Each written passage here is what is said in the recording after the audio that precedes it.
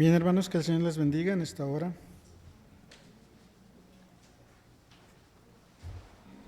Damos gracias al Señor por este tiempo que nos permite y voy a pedir a los jóvenes que pasen a su lugar de estudio.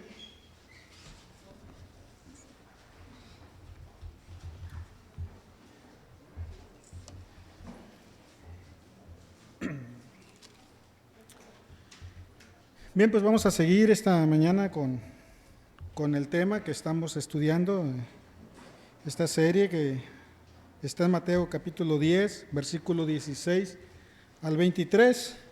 El tema sigue siendo el mismo, la responsabilidad del creyente, que nos lleva a compartir la palabra cada día a toda persona, tratando de hacer la voluntad del Señor, que es traer a sus ovejas a su redil. ¿Sí? Ya estamos por terminar. Primero Dios, terminaremos este pasaje en este día con la gracia de nuestro Señor Jesucristo. Vamos a leer Mateo 10, versículo 16 al 23. Dice de la siguiente manera: Mirad, yo os envío como ovejas en medio de lobos, por tanto, sed astutos como las serpientes e inocentes como las palomas. Pero cuidaos de los hombres, porque os entregarán a los tribunales y os azotarán en sinagogas, y hasta seréis llevados delante de gobernadores y reyes por mi causa, como un testimonio a ellos y a los gentiles. Pero cuando os entreguen, no os preocupéis de qué o qué hablaréis, porque a esa hora se os dará lo que habréis de hablar, porque no sois vosotros los que habláis, sino el Espíritu de vuestro Padre que habla en vosotros. Verso 21. Y el hermano entregará a muerte al hermano, el padre al hijo, los hijos se levantarán contra los padres y les causarán la muerte. Y seréis odiados de todos por causa de mi nombre. Pero el que persevere hasta el fin, ese será salvo. Pero cuando os persigan en esta ciudad, huid a la otra, porque en verdad os digo, no terminaréis de recorrer las ciudades de Israel hasta que venga el Hijo del Hombre. Que el Señor bendiga su palabra. Vamos a orar. Padre celestial, Señor, te alabamos en este día, te damos gracias por tu misericordia, por tu fidelidad, por tu amor, Señor, por tu paciencia, Señor, y te pedimos perdón por nuestros pecados. Ayúdanos a venir ante ti con un corazón íntegro, con un corazón agradecido por la obra que tú haces en nuestras vidas, Señor, por habernos rescatado de aquella perdición, Señor, y traernos a tu redil. Gracias por tu palabra que una vez fue predicada, y que a través de tu palabra la fe que tú otorgas para salvación fue implantada en nuestro corazón y pudimos venir a ti al escuchar tu voz, pues. Gracias por este tiempo, en el nombre de Jesús. Amén. Bien. Hemos visto hasta hoy dos tipos de persecución o de oposición. La base sigue siendo la misma, el testimonio del creyente en su diario vivir, cómo confrontar o cómo enfrentar cada situación en su vida. El Señor nos aconseja o nos recomienda en los versículos 16 a ser prudentes en nuestra manera de vivir y a ser sencillos. Y versículo 17, parte A, estar alertas. La semana pasada estuvimos viendo dos tipos de oposición o persecución, que fue la oposición religiosa y la oposición civil. Por la gracia del Señor estaremos viendo hoy versículo 21 y 22, dos tipos de oposición más, que será la oposición familiar y la oposición de la sociedad. Y terminaremos el versículo 23 haciendo un resumen de lo que hemos visto. ¿Sí? Antes de entrar al tema de hoy, en el versículo 21, quiero que me acompañen a la carta de Efesios.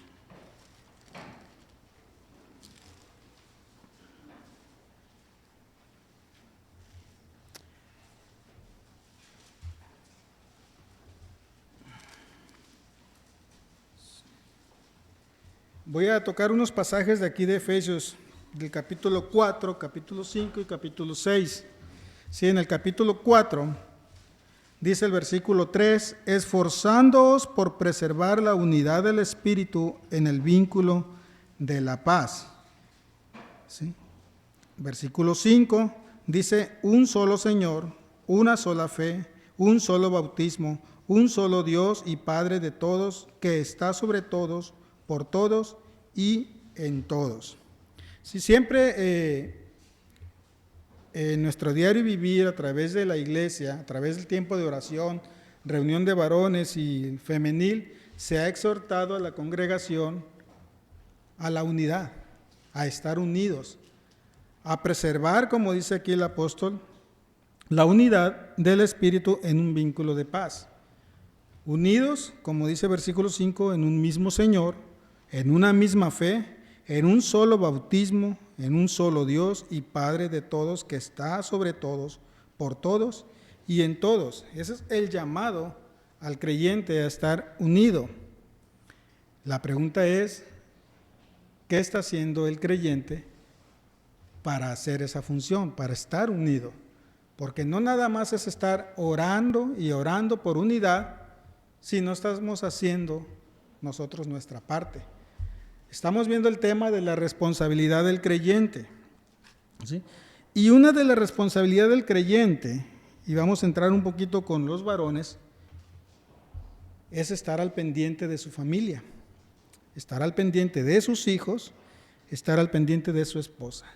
Y eso lo vemos en el capítulo 5, del versículo 22 en adelante. No voy a leer todo el pasaje, vamos a tomar los pasajes claves para que me entiendan un poco a dónde queremos llegar. ¿Sí? Versículo 22 dice, las mujeres estén sometidas a sus propios maridos como al Señor, porque el Señor es la cabeza, porque el marido, es la cabeza de la mujer, así como Cristo es cabeza de la iglesia, siendo él mismo el Salvador del cuerpo. Aquí está el llamado para la mujer, cómo debe actuar o cómo es su manera de vivir, su manera de comportarse de una manera cristiana. Este pasaje de Efesios capítulo 5, la parte final del verso 22, a Efesios capítulo 6, del 1 al 4, es conocido como la regla de una familia cristiana. ¿Sí? En el versículo 25 vemos el llamado para el esposo. Dice, maridos, amad a vuestras mujeres, así como Cristo amó a la iglesia y se dio a sí mismo por ella, para santificarla, habiéndola purificado por el lavamiento del agua con la palabra. Aquí está la responsabilidad para el esposo, haciendo un papel importante en su familia. Sí, muchas veces en varones hemos estudiado el ministerio del esposo, el ministerio del varón, el cual empieza con su prójimo más cercano, que es su esposa. Siguiendo con el ministerio, seguirían los hijos. Entonces, como padres, como varones, estamos llamados a tener en unidad a nuestra familia, en un mismo sentir, en una misma fe, en un mismo Señor, como hemos visto aquí en Efesios capítulo 4. Y también hay el llamado para los hijos en el capítulo 6, versículo 1 al 3, y dice, hijos, obedeced a vuestros padres en el Señor, porque esto es justo. Honra a tu padre y a tu madre, que es el primer mandamiento con promesa, para que te vaya bien y para que tengas una larga vida sobre la tierra. Aquí está el llamado ahora para los hijos. Y terminamos ahora también con los padres hacia los hijos en el versículo 4, el cual dice, y vosotros, padres, no provoquéis a ira a vuestros hijos, sino criadlos en la disciplina e instrucción del Señor.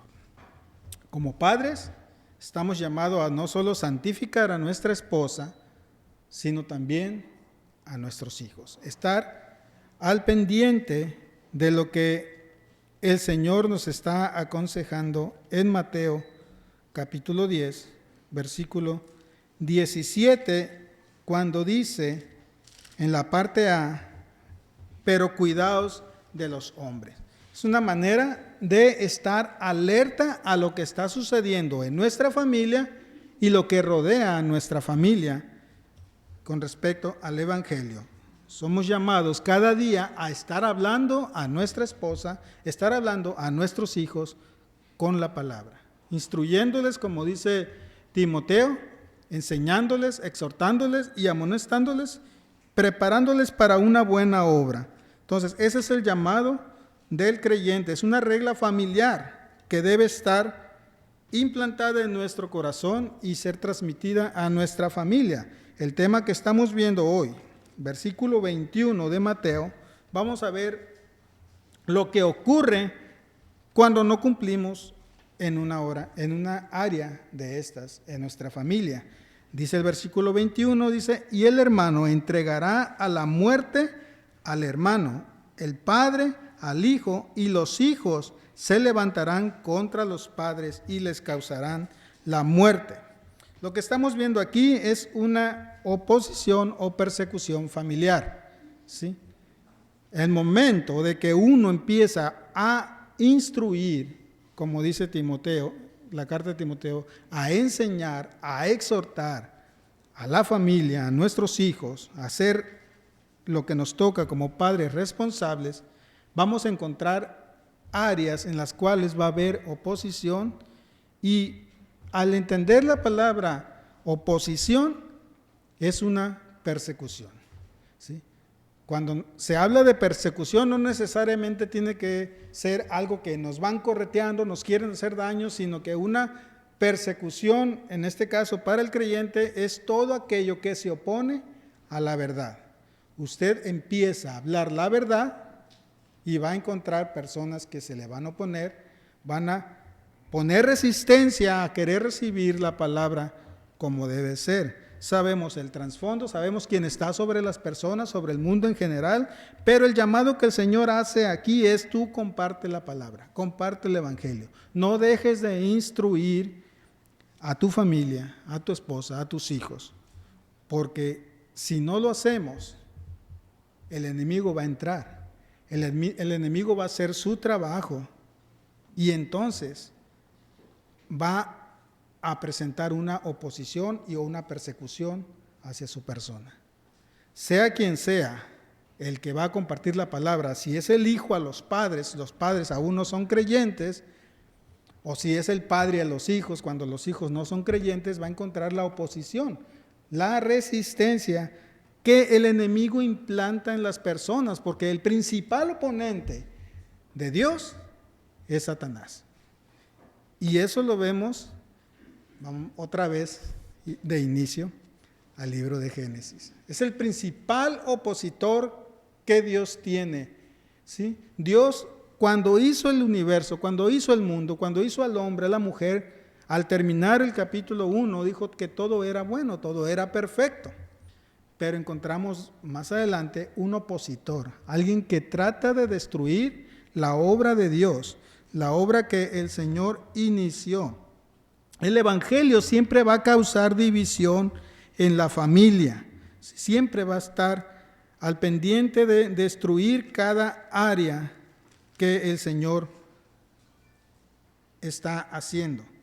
Entonces, el Evangelio siempre va a ser una causa de división, lo vamos a ver en Mateo capítulo 10.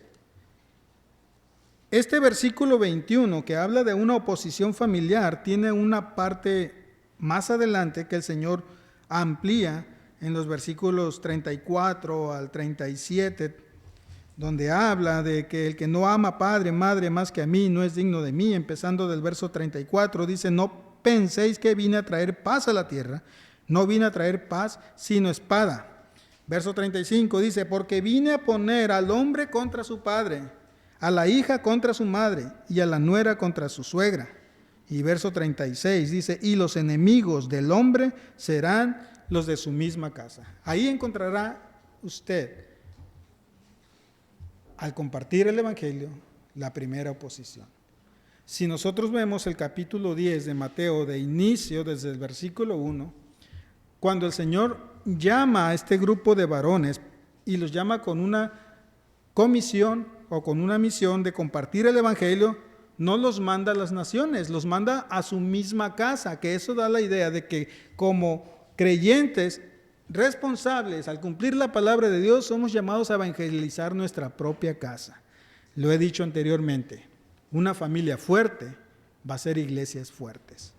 Y para que una familia sea fuerte, debe estar unida, debe estar en acorde a lo que se está instruyendo conforme a la palabra, como vimos en Efesios, en un vínculo de paz, en una misma fe, con un mismo Señor y todo en una armonía perfecta.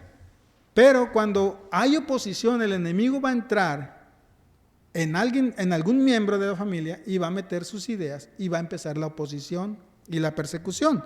Por eso el Evangelio de Mateo dice que el hermano entregará muerte al hermano, el padre al hijo, los hijos se levantarán contra los padres.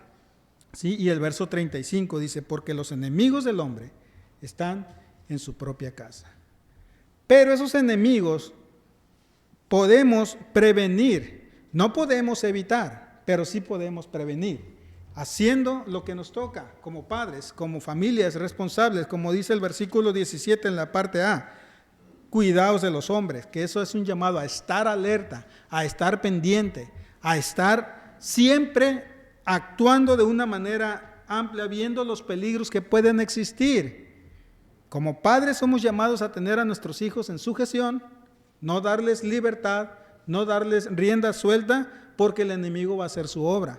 El enemigo va a entrar y va a tratar de dividir. ¿Sí? No importa la edad que su hijo tenga, así sea mayor de edad, mientras esté en su casa, es su responsabilidad.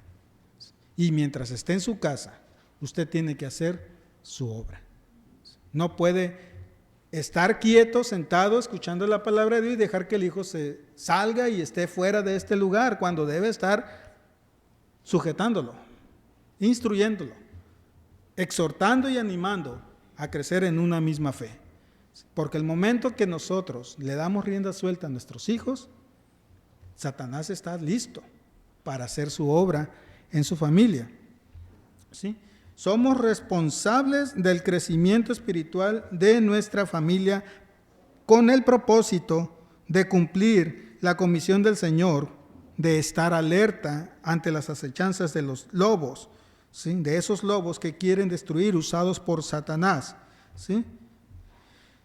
No ser responsables va a causar dificultades que después los vamos a lamentar en nuestras vidas. Después vienen las consecuencias de dar esa rienda suelta y viene el quejar del hombre. Dice, pero ¿por qué me pasa esto a mí? ¿Por qué me está sucediendo esto? ¿Por qué mis hijos se fueron de la verdad, se fueron de la fe? ¿O por qué mi esposo, mi esposa se apartó? Porque no estuvo pendiente, no estuvo haciendo lo que le toca de ser responsable de santificar a su esposa, de instruirla, de exhortarla, de animarla. Y cuando eso pasa, causa la división. Y en el libro de Génesis, capítulo 2, no quería entrar a Génesis, pero me llevan a Génesis siempre, ¿sí? El Señor manda un mandato o una orden al primer matrimonio de la tierra. Y es una orden que el Señor les da, ¿sí? Versículo 17 dice, pero del árbol del conocimiento, del bien y del mal no comerás, porque el día que de él comas, ciertamente morirás. Ahí está la advertencia que el Señor está dando al primer matrimonio que existió en este mundo. La responsabilidad de Adán, ¿cuál era? Cuidar a su esposa y santificarla, protegerla. Pero en vez de hacer su obra, en vez de estar al pendiente y estar alerta, en el capítulo 3, versículo 6 dice, cuando la mujer vio que el árbol era bueno para comer y que era agradable a los ojos y que el árbol era deseable para alcanzar sabiduría, tomó de su fruto y comió y dio también a su marido que estaba con ella y él comió. Las consecuencias ahí está. Nosotros estamos batallando con esas consecuencias, pero si vemos comparado con Efesios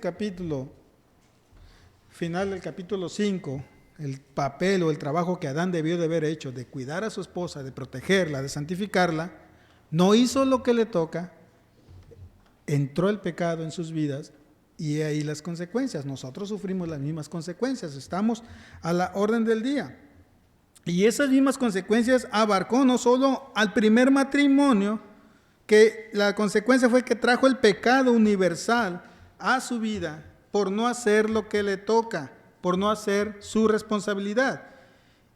Abarca también para los hijos, un padre que no instruye a sus hijos, que no está al pendiente del crecimiento espiritual de sus hijos, sino que les da rienda suelta, también va a sufrir consecuencias. Y vamos a primera de Samuel, capítulo 3.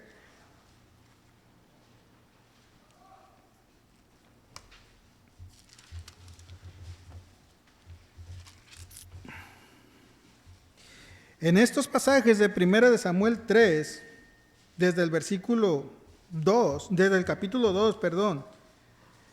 en el capítulo 2, verso 22, dice, Elí ya era ya muy anciano y oyó todo lo que sus hijos estaban haciendo a todo Israel, cómo se acostaban con mujeres que servían a la entrada de la tienda de reunión. Sí, ahí vemos lo que esos hijos estaban haciendo. Y en el capítulo 3, versículo 13,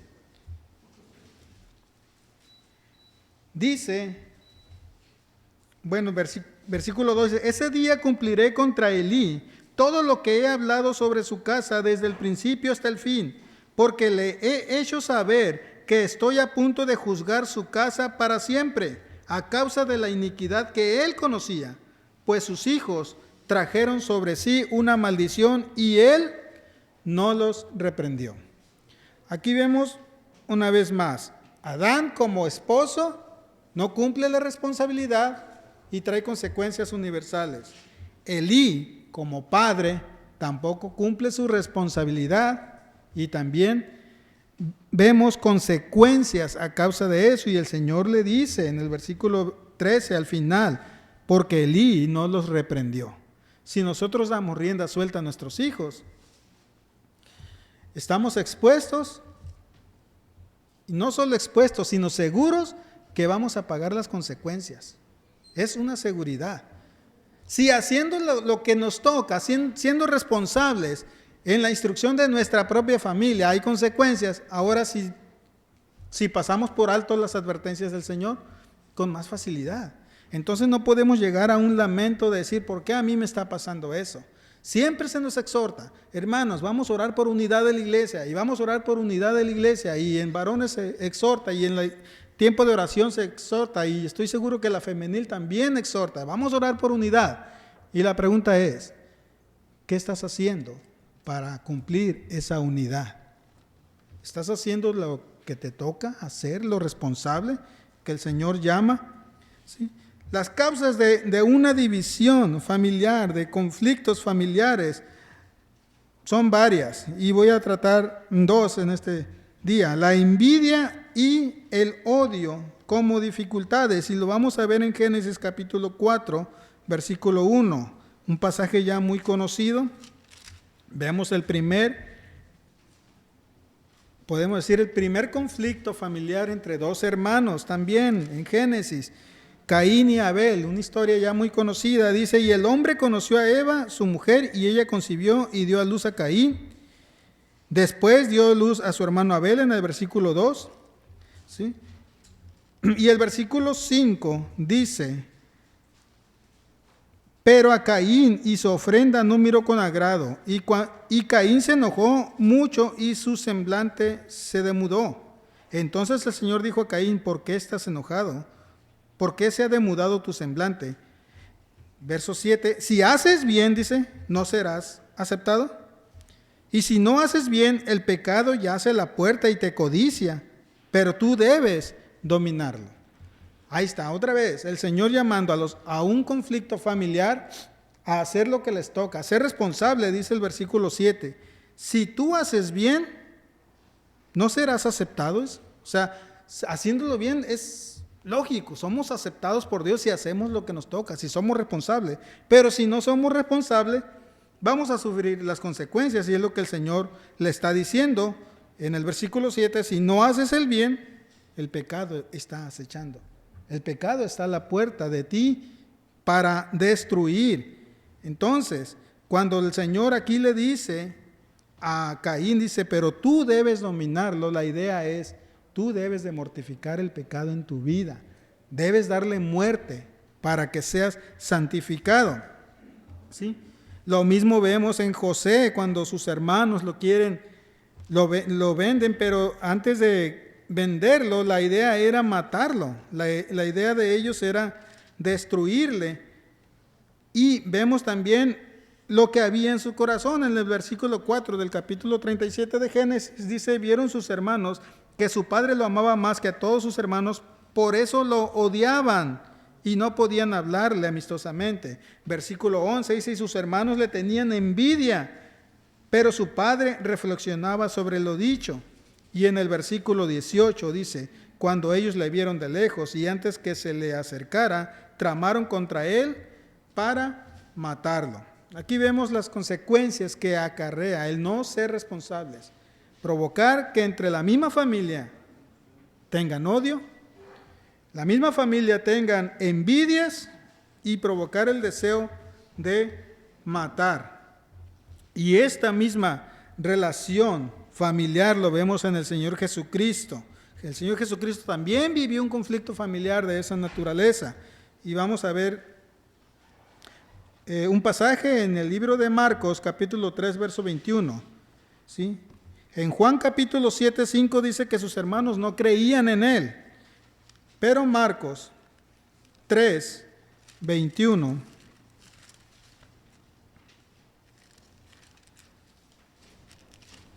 dice, cuando sus parientes oyeron esto, fueron para hacerse cargo de él, porque decían, está fuera de sí. En otras palabras, los mismos hermanos, los mismos parientes de Jesús, decían de él mismo, él está loco. Y iban con esa idea de hacerse cargo de él, porque creían que estaba loco. Entonces, si estamos viendo que el conflicto familiar es una realidad en nuestras vidas, debe de estar en nuestra mente y en nuestro corazón el deseo de proteger a nuestra propia familia, de instruirles y de animarles, ¿sí? El conflicto familiar no lo vamos a evitar. La persecución familiar y la persecución de la sociedad no es algo que va a estar fuera de nosotros si estamos bien con el Señor. Al contrario, mientras más bien estemos con el Señor, más conflicto va a haber. Porque en Timoteo dice, si alguien quiere vivir piadosamente, va a padecer persecución. Esa es una realidad, no lo puedes quitar de tu, ¿cómo diríamos?, de tu estilo de vida, porque es algo real. Si quieres vivir más centrado en la palabra, más cumpliendo los mandamientos del Señor al pie de la letra, cada vez más en santidad, más persecución vas a enfrentar. Y el Señor no está diciendo, quiero protegerles de esa persecución. Él está animándoles que aún en medio de la persecución, aún en medio de esos conflictos, tú permanezcas fiel, tú permanezcas haciendo lo que te toca, siendo responsable con lo que nos toca hacer como padres, como esposas, como hijos. ¿Sí? El versículo 21 dice, yo uso la versión de las Américas y aquí me da dos palabras distintas, pero el enfoque es el mismo, porque dice al inicio, dice que el hermano entregará a la muerte al hermano. Y al final dice, y les causarán la muerte.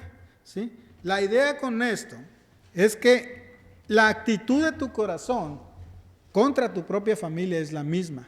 Si tú los delatas, si tú los entregas o tú mismo los matas, para el Señor es igual. Y como ejemplo traigo el pasaje de David en Segunda de Samuel. Sabemos la historia de David cuando cometió el pecado con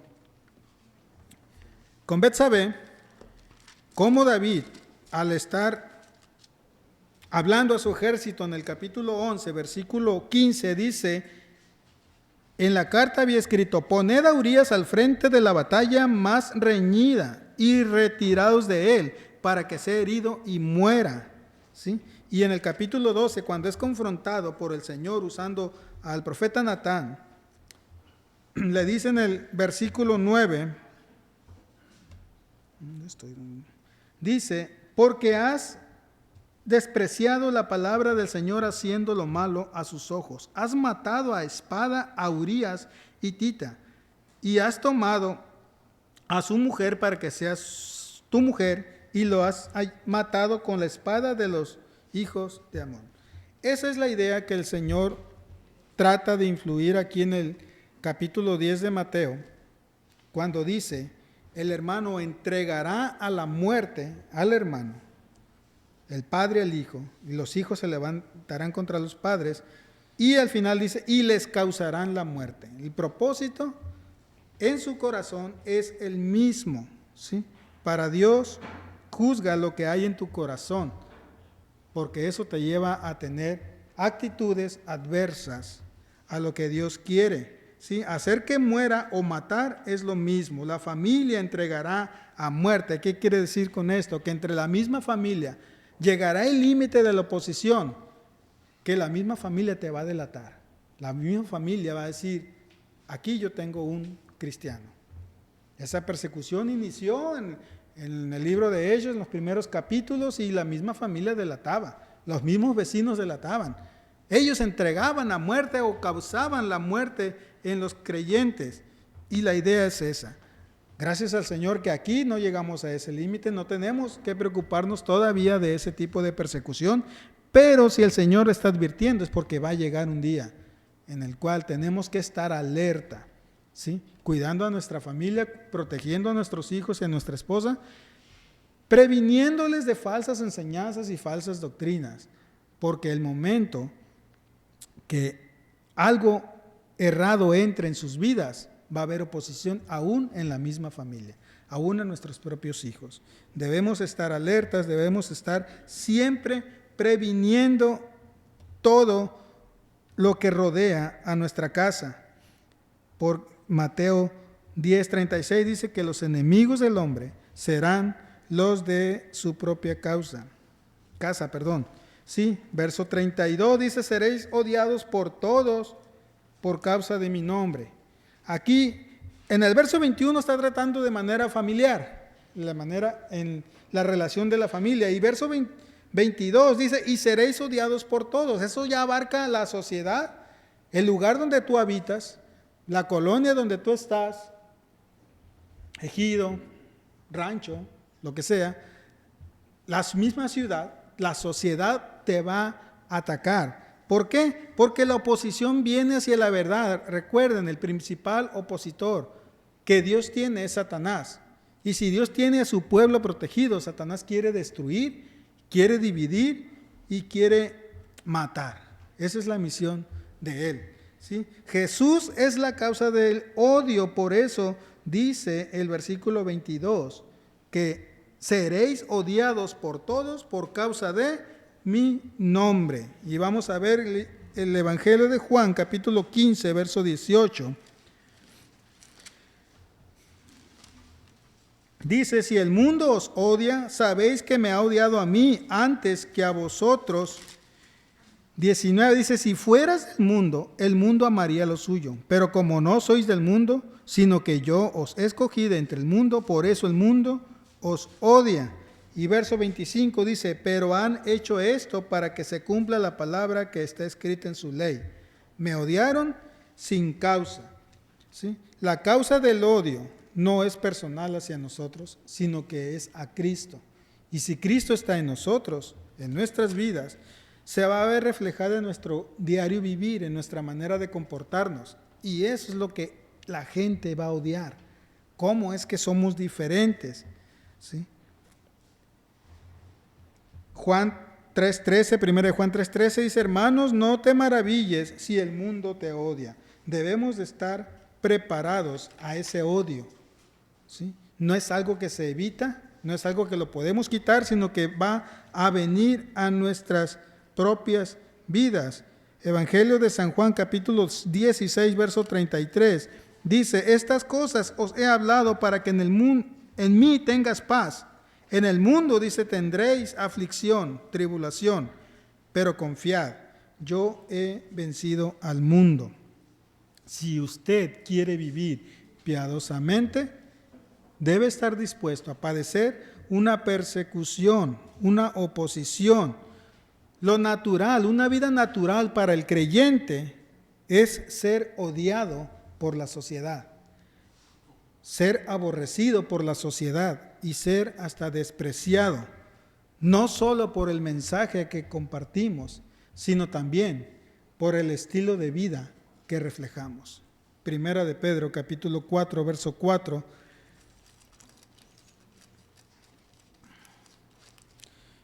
Dice: y en todo esto se sorprenden de que no corráis con ellos en el mismo desenfreno de disolución y os ultrajan, pero ellos darán cuenta a aquel que está preparado para juzgar a los vivos y a los muertos. ¿Sí? No solo el mensaje de Jesucristo será opuesto, sino también el cambio que Cristo está haciendo en nuestras vidas al vivir una manera diferente, como dice Pedro. Se van a sorprender que no vamos a vivir de una manera desenfrenada, que no vamos a ser partícipes de la manera en que ellos viven, y a ellos les va a causar odio, molestia, ¿sí? Va a ser molesto para ellos. No quieren que la luz brille. El Señor Jesucristo nos enseñó en el Sermón del Monte que somos la luz del mundo, que la luz tiene que brillar, pero a ellos les molesta la luz. Hay una analogía que habla de una luciérnaga y una serpiente. Dice que la serpiente iba tras la luciérnaga a cada rato tratando de destruir, de matarla, y la luciérnaga huía de la serpiente sin cesar iba sobre ella, hasta que al mucho rato, mucho tiempo, ya la luciérnaga ya no aguantaba y se le para enfrente a la serpiente y habla con ella y le dice: oye, espérate, ¿por qué me quieres destruir? ¿Acaso soy yo de tu área, de tu alimento? ¿Soy parte del alimento que tú deseas para poder sobrevivir? Y dice la serpiente: no eres. Bueno, entonces hice algo malo para ti, para lastimarte o algo, para que quieras atacarme, para que quieras destruirme. Y le dice la serpiente: no. Entonces viene la pregunta de la luciérnaga: entonces, ¿por qué me quieres destruir? ¿Por qué me quieres comer? Y le dice la serpiente: porque me molesta tu brillar. El brillo que tienes me molesta. Esa es la actitud del creyente. El creyente brilla a través de la palabra. Somos la luz en medio del mundo. Pero a los hijos del diablo, a los que están en perdición, a todo ese grupo, a esa familia, descendientes de la serpiente, les molesta que brillemos. Les molesta nuestra manera de vivir, nuestro estilo de vivir. Hermano, nuestro estilo de vivir se refleja, lo ven ellos, es palpable, ¿sí? A veces usted está haciendo cola en un banco o en algún lugar y la gente llega y le dice: oye, tú eres cristiano. ¿Cómo saben que sois cristiano? Porque ven algo diferente, ven un brillo diferente, ven un semblante diferente, algo que es causa de una diferencia de lo que Dios hace en la vida de una persona, ¿sí? Pero la causa principal de ese odio es el Señor Jesucristo. A quien odian es a Él, la obra que Él hace en nuestras vidas, ¿sí? Y le dice, verso 22, pero el que persevere hasta el fin, ese será salvo. La palabra aquí de perseverar, la idea es de aguantar, de soportar la prueba, de soportar esa lucha. No quiere decir que el que persevere se salvará de una manera espiritual, no, la salvación no se pierde.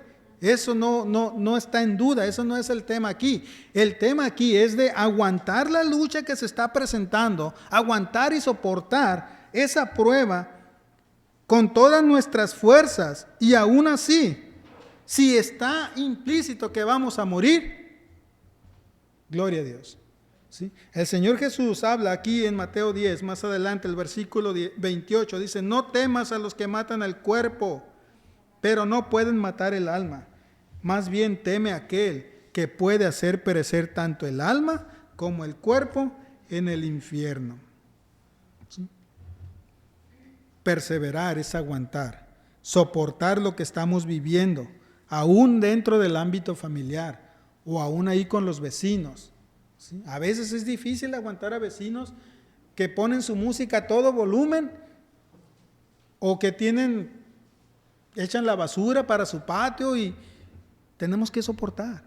¿Por qué? Porque les molesta nuestro brillar, les molesta nuestra manera de vivir. No quieren nada del Evangelio ni nada que relacione al creyente en su estilo de vida. Recuerden que somos un testimonio vivo para ellos en nuestra manera de actuar. Por eso el Señor, hablando en el versículo 16, les dice: sean prudentes, sean sencillos y estén alertas. ¿Sí?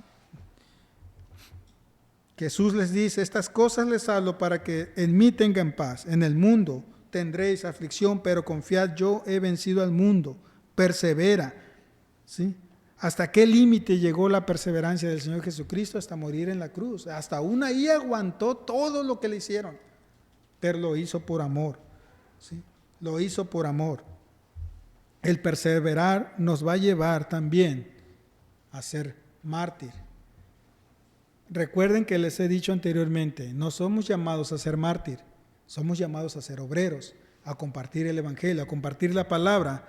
Pero si el compartir la palabra nos lleva a ser mártir, eso es una consecuencia de la que responsablemente estamos haciendo. ¿Sí? Y vamos a Isaías capítulo 57, versículo 1.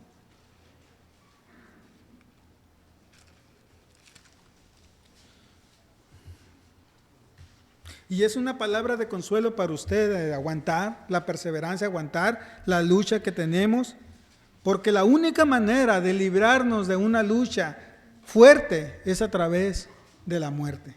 ¿Sí?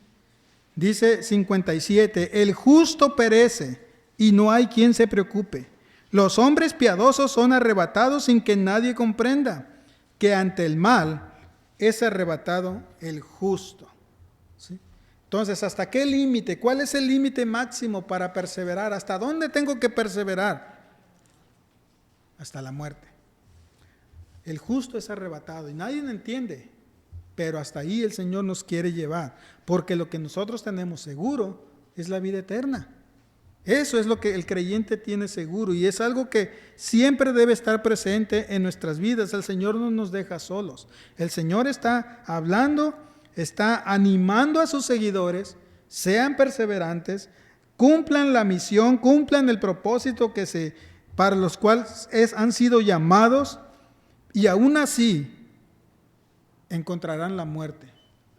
El libro de Hechos habla de todo lo que estos apóstoles hicieron, compartiendo el Evangelio, y cómo también llegaron hasta la muerte. Es un llamado también para la iglesia. ¿Sí? Como iglesia debemos de ser perseverantes, debemos de estar al día.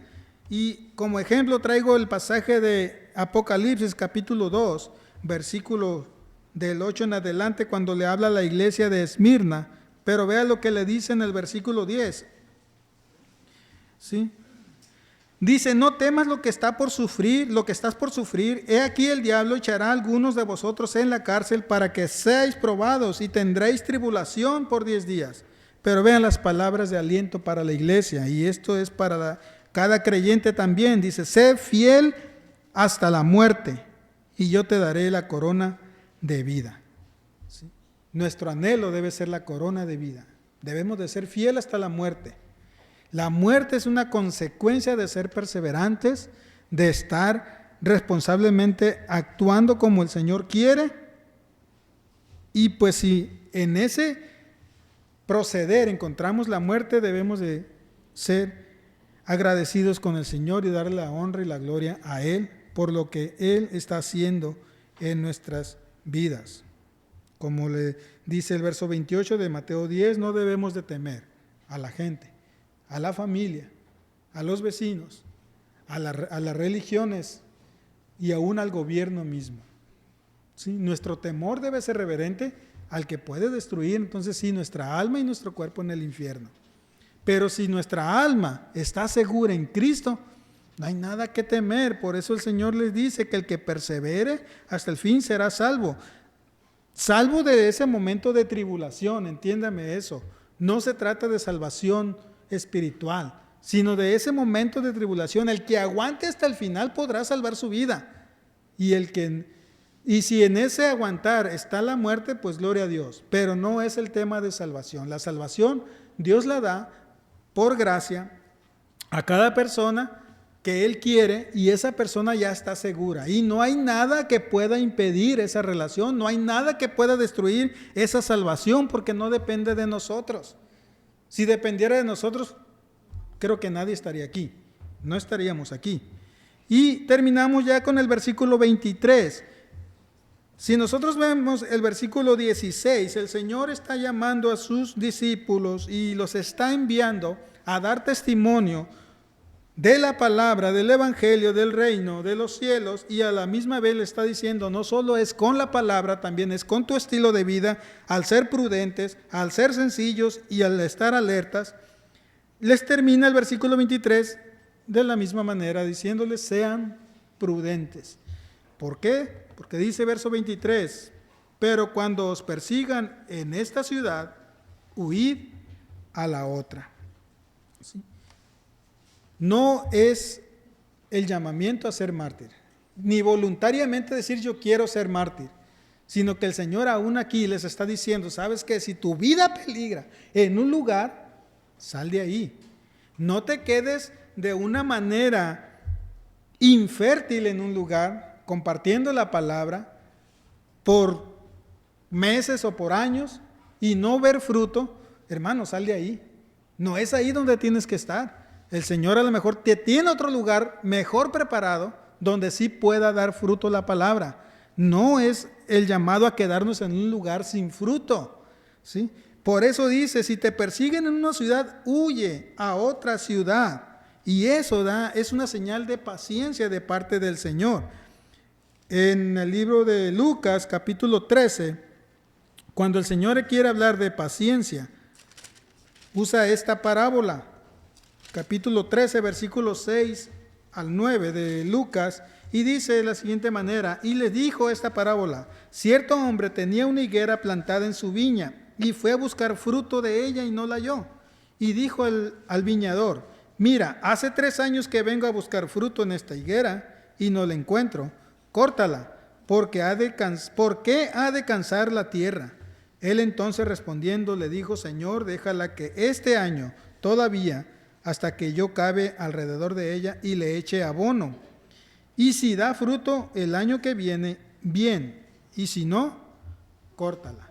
Eso nos da la idea de que el Señor es paciente, Él quiere ver fruto, pero si no hay fruto, en algún lugar tiene que ser cortado. O sea, no debemos estar en un solo lugar esperando un fruto, esperando ver fruto, ¿sí?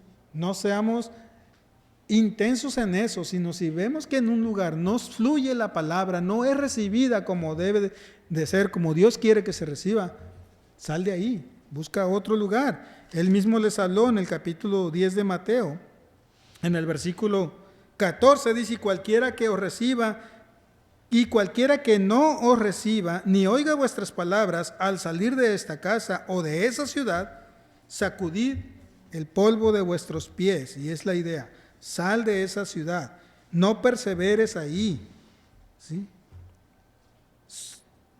El misionero, el compartir la palabra nos lleva a ser repudiados por la gente, nos va a llevar a tener persecuciones y juicios aún ante gobernadores y juicios religiosos. Pero ahora el Señor está mandando un tercer punto, que es la necesidad de huir, de cuidar nuestra vida, ¿sí? No somos llamados a ser mártires, somos llamados a compartir el Evangelio.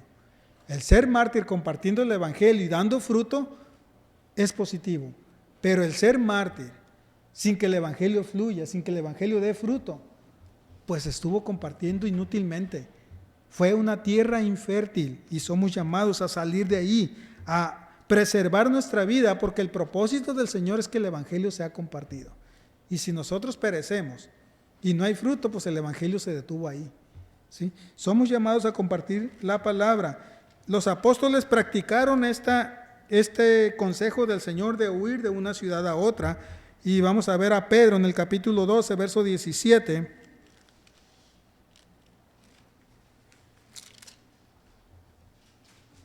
después de que Pedro estuvo en la cárcel y que el Señor lo rescató de ahí, lo sacó de la cárcel y lo llevó a donde están los hermanos, en el versículo 17 dice, y haciéndoles señal con la mano para que guardaran silencio, les contó cómo el Señor lo había sacado de la cárcel y les dijo, informar de estas cosas a Jacobo y a los hermanos. Entonces salió y se fue a otro lugar. ¿Qué es lo que Pedro está haciendo aquí? Ahí su vida corre peligro. En el versículo 1 ya habían matado a Jacobo, ¿sí? Y el propósito de que Herodes agarró a Pedro era el mismo propósito, matar a Pedro. Sin embargo, el Señor lo rescata de la cárcel. Al llegar a los hermanos, los saluda, platica con ellos, pero al final del versículo 17 que él sale, dice, y se fue a otro lugar, a seguir compartiendo la palabra. El evangelismo empezó precisamente con la persecución. El hermano Giovanni compartió la semana pasada que los discípulos estaban cómodos, estaban a gusto en Jerusalén, sin compartir la palabra, habían recibido el Espíritu Santo y eran felices, era gozo. Hasta que dijo el Señor, no, esto no es bueno, yo no quiero esto. Ahí va. La persecución lleva un propósito en nuestras vidas, salir y compartir la palabra de Dios. Hechos capítulo 13, versículo 46, vemos ahora a Pablo y a Bernabé huyendo de los judíos. Hechos capítulo 13, verso 46 dice, entonces Pablo y Bernabé hablaron con valor y dijeron, era necesario que la palabra de Dios os fuera predicada primeramente a vosotros, mas ya que la rechazáis y no os juzgáis dignos de la vida eterna, he aquí nos volvemos a los gentiles. Y el verso 51 dice, entonces estos sacudieron el polvo de sus pies contra ellos y se fueron a Iconio. ¿Qué están haciendo? ¿Qué había dicho el Señor Jesucristo en el capítulo 10? Si no te reciben en una casa, tú sale ahí y sacúdete el polvo de los pies. ¿Sí? Y Hechos 16, verso 40. Otra vez Pablo, pero ahora en Filipos, después de el terremoto ahí, cuando el carcelero de Filipos es salvo por la gracia del Señor y cura sus heridas, al final, en el versículo 40, dice, cuando salieron de la cárcel, fueron a casa de Lidia, y al ver a los hermanos, los consolaron y partieron. Entonces, es prudente para nosotros salir de un lugar donde nos están lastimando, donde nos están atacando si vemos que la palabra no fluye. Es actuar de una manera prudente, que es lo que el Señor Jesucristo trata de inculcar aquí a sus discípulos. Dice, cuando te persigan en una ciudad, huid a la otra. ¿Sí? El Evangelio tiene que ser declarado, expuesto a la comunidad, expuesto a las personas, pero si en un lugar no es bien recibido, hay oposición, y aún en esa oposición hay también ofensas y agresiones físicas, hermano, pues no es correcto quedarnos ahí. Hay que huir a otro lugar.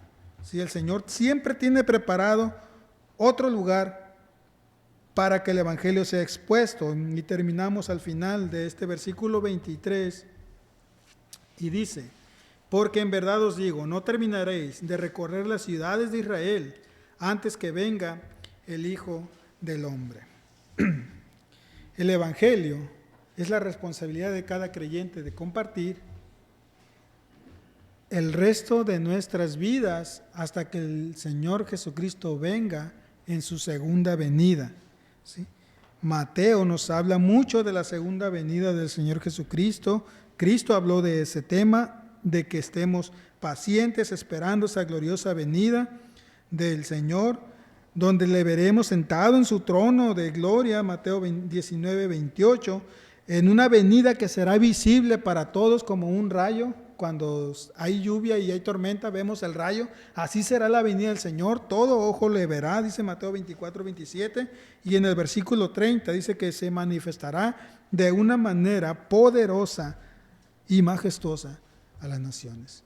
Entonces, como creyentes, somos responsables para compartir la palabra, empezando por nuestra casa, por nuestra familia, por nuestros hijos, por mi esposa, por cada familiar. Y ahí parte El llamado de los discípulos en este capítulo 10 los mandó el Señor Jesucristo primero a Israel, que lo que implica es nuestra casa.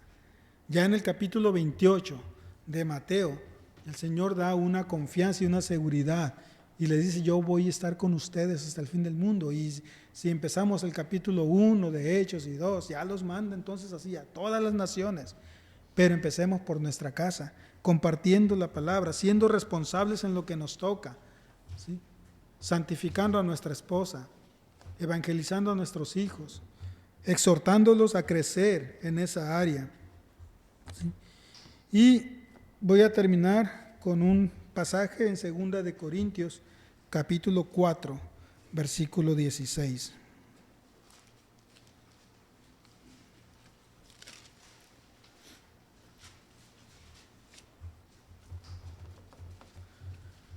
Compartir la palabra del Señor es nuestra responsabilidad y eso va a implicar en nuestras vidas un conflicto en familiar y un conflicto en la sociedad, pero debemos de perseverar en nuestro trabajo.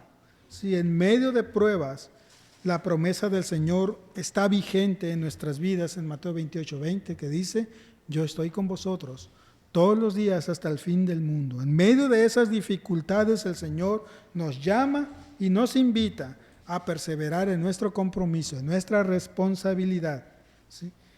Las dificultades terminarán para el creyente. Ya los dije, como dice Isaías, tengan ánimo, se terminarán las dificultades para nosotros, ya sea que por muerte veamos al Señor o en su segunda venida. Pero mientras, seguirán las dificultades. Y terminamos con este pasaje de 2 de Corintios, capítulo 4, verso 16 al 18, y dice: por tanto, no desfallemos, antes bien, aunque nuestro hombre exterior va decayendo, sin embargo, nuestro hombre interior se renueva de día en día. Pues esta aflicción leve y pasajera nos produce un eterno peso de gloria que sobrepasa toda comparación, al no poner nuestra vista en las cosas que se ven, sino en las que no se ven, porque las cosas que se ven son temporales, pero las que no se ven son eternas. Que nuestra vista esté en las cosas que no se ven. Oremos. Padre Celestial, Señor, te damos gracias por tu misericordia, por tu amor y tu fidelidad, Señor. Gracias por la paciencia que pones en nuestra vida, en nuestro corazón, Señor, y el ánimo a aguantar, Señor, todo lo que viene en nuestras vidas. Te pedimos, Señor, que cada día nos exhortes a través de tu palabra a ser fieles en cumplir el compromiso que has puesto en nuestras vidas, a ser fieles en ser responsables, Señor, en la obra para la cual nos has llamado, Señor, y a estar seguros y confiados de que tú estás con nosotros hasta el día final de nuestra vida física, o bien, Señor, si en tu segunda venida vienes antes de que muramos, saber que estamos seguros contigo, Señor. Gracias te damos en el nombre precioso de nuestro Señor Jesucristo. Amén.